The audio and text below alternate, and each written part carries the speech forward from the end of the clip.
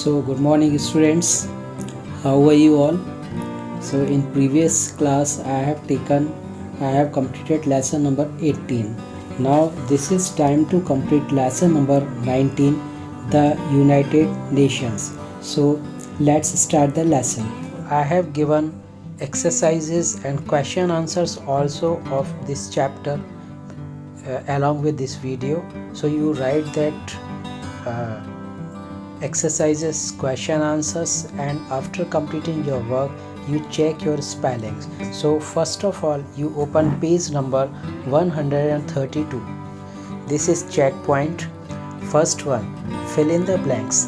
The name United Nations was given by dash. So answer is Franklin D. Roosevelt. Second one, dash countries signed the UN Charter in 1945. So answer is 51. Third one, the main organ of the UN is the main organ of the UN is the General Assembly. Fourth one, there are dash permanent members in the Security Council. There are 5 permanent members of the Security Council.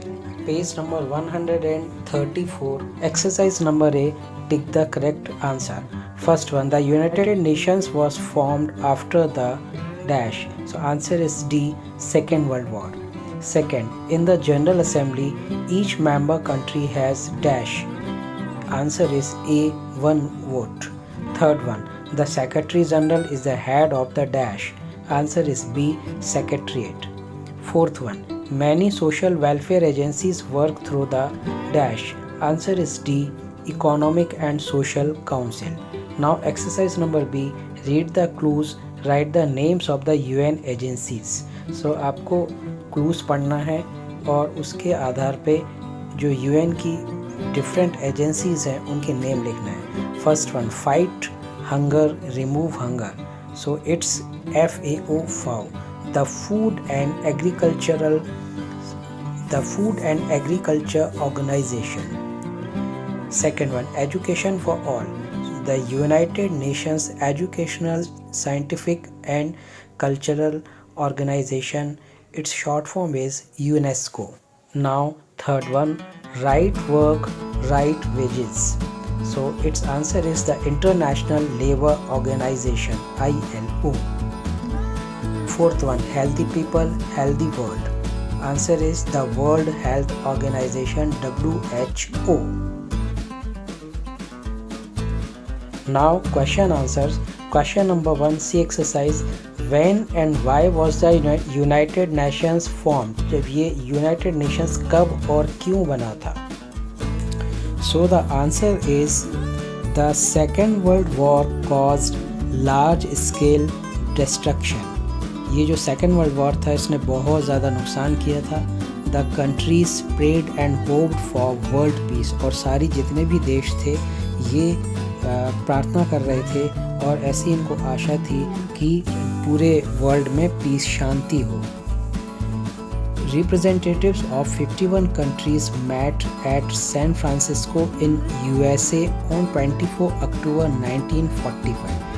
तब 24 अक्टूबर 1945 को 51 countries के representative प्रतिनिधि थे जो एक जगह इकट्ठे हुए. वो जगह थी सैन फ्रांसिस्को इन USA.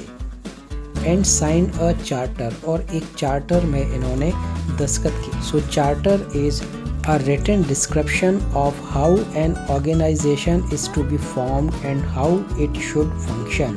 तो चार्टर एक ऐसा रिटन डिस्क्रिप्शन होता है जिसके आधार पर यह तय किया जाता है कि किस तरह से ये फॉर्म किया जाएगा और किस तरह से ये ऑर्गेनाइजेशन वर्क किया जाएगा.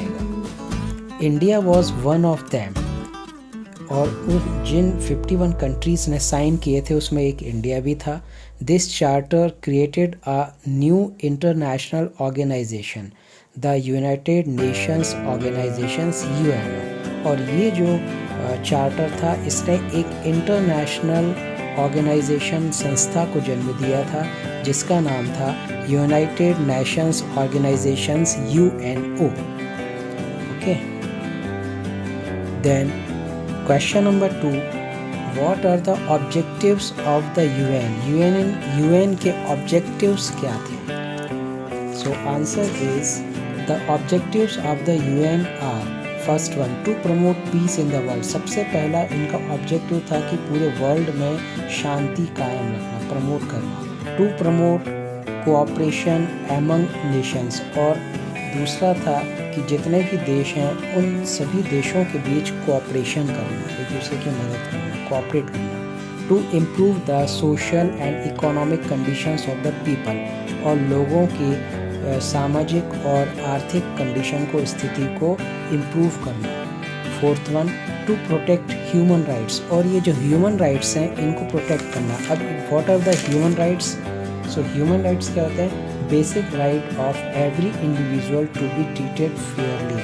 हर व्यक्ति के ह्यूमन राइट्स होते हैं, जैसे आप बड़ी क्लासेस में पढ़ोगे, जीने का अधिकार है, स्वतंत्रता का अधिकार है, पढ़ने का अधिकार है, रहने का अधिकार है, खाने पीने का अधिकार है. So these are the human rights. तो ये इसका है फोर्थ वन कि to protect human rights. Now question number 3. What are the achievements of the UN? UN के achievements क्या हैं? So the answer is first one.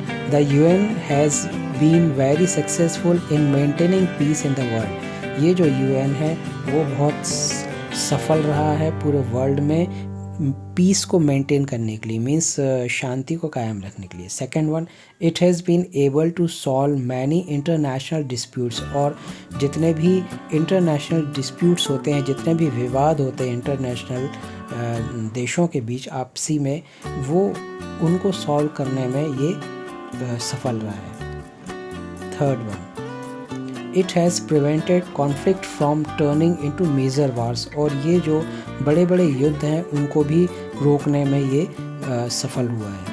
It makes efforts to prevent misuse of destructive weapons, और ये जो हानि पहुंचाने वाले बड़े बड़े हथियार हैं उनका मिसयूज़ करने के लिए भी इसने प्रिवेंट किया है, बहुत ज़्यादा मेहनत की है कि ऐसा ना हो. Fifth one, today the world is a better place to live in largely due to the UN, और आज जो वर्ल्ड है वो एक बहुत अच्छी जगह है रहने के लिए कि हम लोग शांतिपूर्वक रह सकें. तो ये सब संभव हुआ है UN के कारण. UN क्या है? UN United Nations. Now question number 4. So question number 4, write a short note on India's association with the UN. So answer is India is one of the founder member of UN. जो UN के founder member थे, 51 countries के representatives थे, उनमें से एक India भी था. So India is one of the founder member of UN. It is very actively involve in all the activities of the UN, और ये UN की, यूनाइटेड नेशंस की सारी जितनी भी एक्टिविटीज़ हैं उसमें इन्वॉल्व रहता है.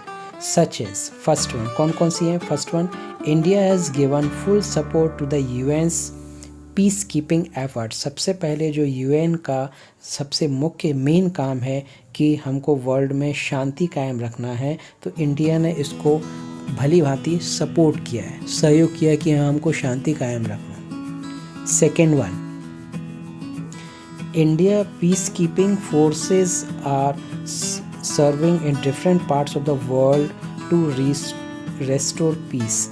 ये जो हमारी शांति सेना है, पीस कीपिंग फोर्स है भारत की, ये भी वर्ल्ड के डिफरेंट पार्ट्स में शांति कायम करने के लिए काम कर रही है.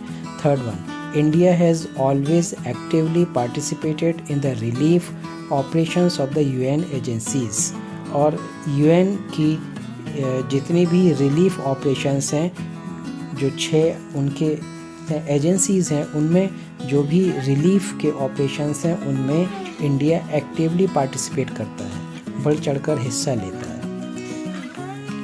Now think and answer. D exercise. Which agency of the UN would be working when there is a severe famine in a country? So its answer is FAO.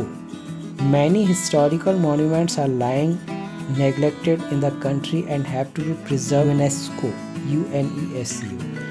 So I have explained you all topics, and you have to write these question answers and exercises in your copies, and you have to check your spellings after completing your work. And one question also I have given which is not in book. एक book में question नहीं दिया है जो मैंने आपको extra दिया है कि राइट द फुल फॉर्म, तो वो आपको लर्न करना है और लिखना भी है. Okay, so you best of luck, you complete your work.